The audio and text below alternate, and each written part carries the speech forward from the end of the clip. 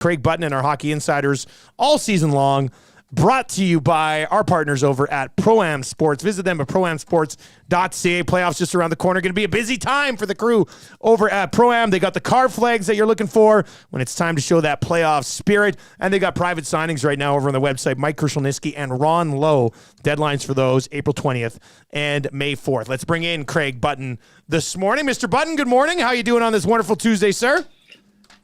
Yeah, I'm doing great. It's a wonderful Tuesday, and all the snow has melted down here. So I'm happy. You guys had a pretty that. big dump, didn't you?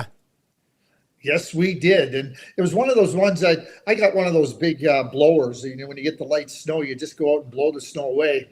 This was that heavy snow. You got to get in there. You got to use some shovel and some back strength. That's the last thing you want to do. Use the right? legs. Use the legs. Yeah, that's right. Exactly. Yeah. Approach it that way. Good job. I warmed up too. I went out there and I did my warm up. Good. Yeah, Yeah. that's good. Very smart. Yeah. People know, Craig's going to be shoveling in 25 minutes. You got to get that warm up in. That's very important. Hey, last night in the National Hockey League, Canucks and Golden Knights. Oilers are going to see both of these teams this upcoming week. Obviously, both possible playoff opponents somewhere along the way. That's a nice win for Vancouver last night against Vegas. Got Hurdle back in the lineup, and the Canucks still found a way. Well, they fell behind 2-0, and they fell once they tied it up, they fell behind 3-2. So for them to find a way to emerge victorious, and they played a really good game, I thought. I don't know how you guys feel. So last Friday night, I thought that was a really good, important game for Edmonton, and they waxed Colorado. It wasn't even in a game that you're anticipating. I mean, if you're an Oilers fan, you're going, well, yeah, let's go, yeah, right on. We're winning 16 straight come playoff time if you watch that game. But if you're just tuning in to watch the game, and Colorado just got obliterated. And so when you guys were talking about the next games against Vancouver and Vegas, I think they are important. But to that end, what I wanted to say was, I'm not buying Vegas. Everybody keeps telling me Vegas. If they didn't have the start that they have, they've been a 500 team since their great start. And 500 teams don't win in the playoffs. I'm sorry. They don't even make the playoffs. I am off the Vegas bandwagon. I am not, oh yeah, well they won the cup. Oh, they have Hurdle. Oh, they have this.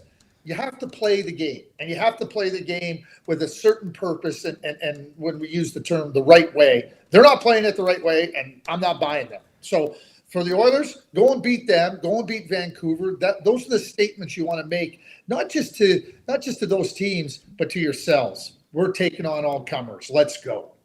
You're so right about Vegas. I mean, they had a terrific start to the season, but since then, they've been pretty mad. They've had a decent stretch here over the last 10, 11, 12. But yeah, I don't know.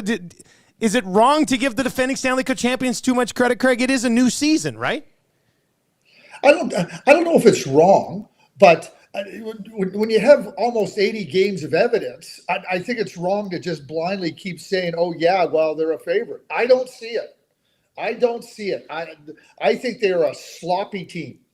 And I know Bruce Cassidy's talked about it. And I don't believe in this idea, flip a switch. I know they've been there. So what? There's a lot of teams that have been there. You don't just flip a switch. I'm not buying them. It's my declaration on this April 9th. I'm not. Mark it down. April 9th, Craig Button is out on the Vegas Golden Knights. And then he froze right when that was he will reconnect. Well, that's Vegas now. Maybe he's on the they put him on LTIR, retroactive to something. He's been retroactive added to the LTIR. Well, that's a strong statement, though. I not buying it. But I think you can back it up with the fact that they 6-3-1 in their last 10. Yeah.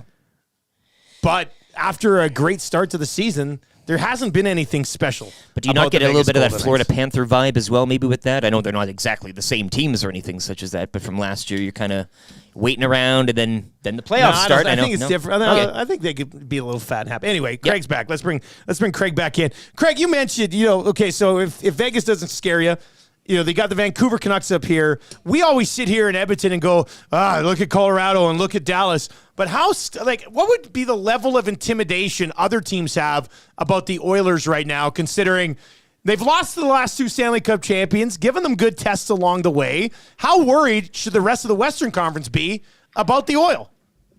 Hey, listen, I think very worried. I think if you're going to play against them. And the easy answer is, well, they have 97, they have 29. Yeah, well, that's the easy answer. There's always going to be a little trepidation, or even a lot of trepidation, when you're going up against McDavid and Draisaitl, and as it should be. But it's the way they play. It's the defensive play. It's the way they've been committed, and when they've slipped from that commitment, they've struggled. But we talk about a big sample size. The Edmonton Oilers have a big sample size of being able to play. This is the way we're going to have success since Chris Knoblauch took over. I saw a graphic the other night, it was the Edmonton Oilers record against teams top 5 in the league, top 10 in the league. Of the 7 teams in the playoffs in the Western Conference. Now, the Oilers have played those 7 teams 13 times. They're 9-3-1. They're 9-3-1 against the 7 playoff teams in the West right now. I don't think there's any reason for concern. If you include the first 13 games of the season for the Oilers, it's not going to look pretty. It's not going to look pretty. No, because it wasn't pretty. But when you start to look at it a little deeper after Chris Knoblauch took over, this team has played tremendously well. And I also think that, what Chris has done in finding a rhythm with his group, finding players to play in different situations. And I'm going to say it right now. If Darnell Nurse can get his game to a consistent level where it's higher, the Oilers are going to be even harder out. Right now, he's got to find a semblance of order in his game. I think I would call him disorderly in his game. It's too up and down. It's too in and out. Can't have that. The beautiful news is Matthias Ekholm, boy, has he been a beast on that blue line.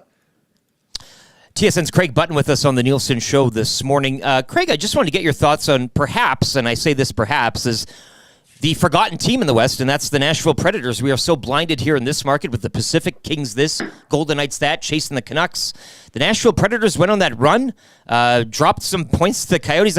What are the Preds, Craig? And when it comes to Oilers and potential first-round matchups, I wouldn't mind the Oilers drawing the Preds in that card. Are they talked about as much out east, out anywhere? I mean, I know, again, in this market, we're so focused on the Kings and the Golden Knights, and I just wonder how dangerous are the Preds just sticking around there and popping off on extended point streaks.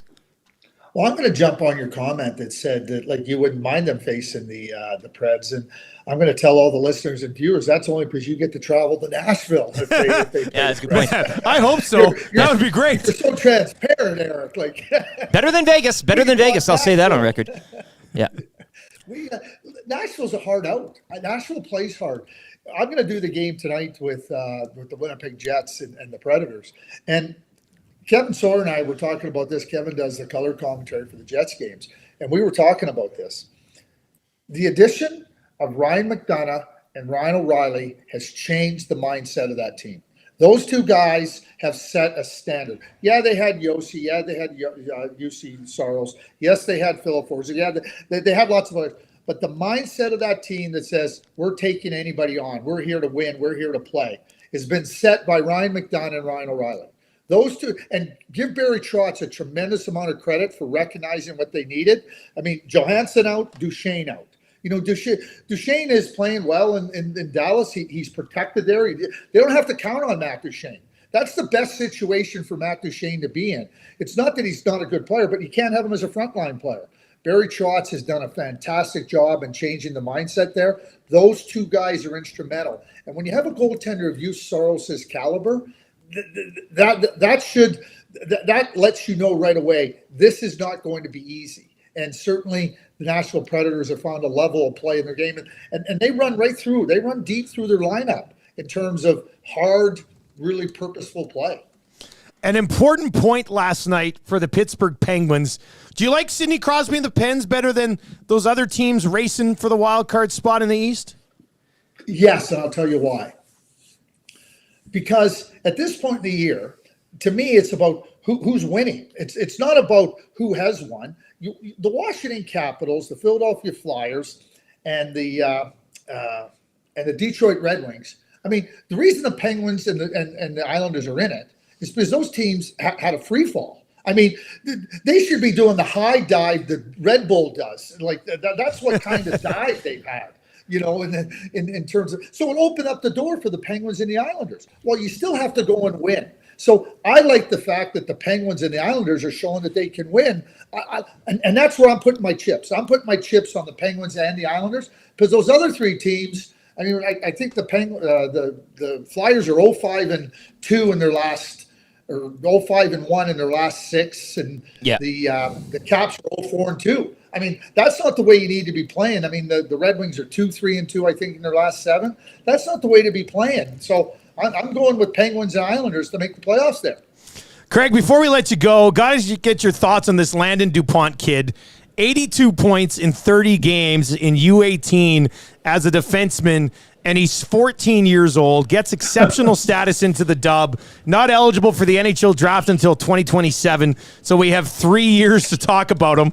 But how special is this kid? He's a real special player, and he's got a dynamic quality in his game and in his skating, and he's got that daring. You know, when you think about Cale Makar, and you think about daring, and you think about that ability to just I can do it. He's got that I can do it and that daring in his game. Great confidence, excellent skater, great mind and vision, and playing in the league that he played in, he played against lots of players that are going to star in the WHL in the years to come. So the confidence that he gained by knowing, hey, I'm the best player there, it's pretty impressive. And certainly, his dad, Mickey, was a really good player. He was with Calgary when I was the manager here, and certainly, really well-grounded family. And I mean, he's ready to play. He's ready to play in the WHL. There's a lot. I mean, the Bantam draft was going to happen. He was going to be the first pick. There was no question about it. But this is about being ready to come into the WHL and play, and he is. Can't wait to see him. It's going to be a lot of fun. Craig, as always, man, we appreciate it. Thanks a lot. Yeah, have a great day, you guys. There you go. That's Craig Button. He's out on Vegas, and I love it.